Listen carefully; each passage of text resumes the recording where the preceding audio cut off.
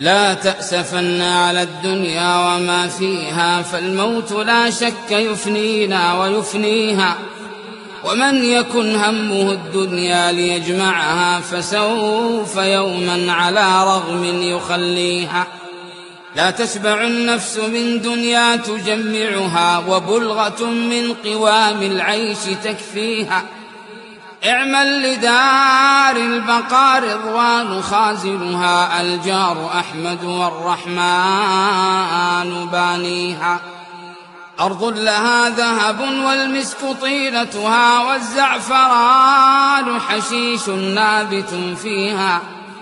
أنهارها لبن محض ومن عسل، والخمر يجري رحيقا في مجاريها. والطير تجري على الأغصان عاكفة، تسبح الله جهرا في مغانيها.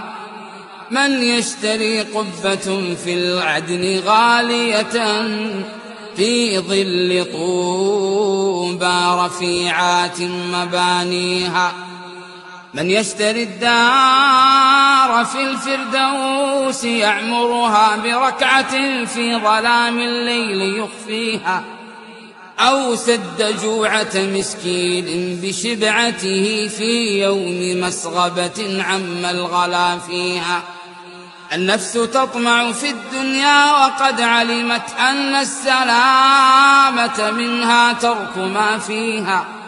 والله لو قنعت نفسي بما رزقت من المعيشة إلا كان يكفيها. والله أيمان مكررة، ثلاثة عن يمين بعد ثانيها. لو أن في صخرة صماء ململمة، في البحر راسية ملس نواحيها.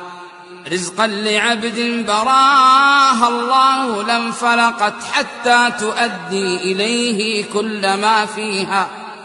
أو كان فوق طباق السبع مسلكها، لسهل الله في المرقى مراقيها. حتى ينال الذي في اللوح خط له، فإن أتته وإلا سوف يأتيها. أموالنا لذوي الميراث نجمعها،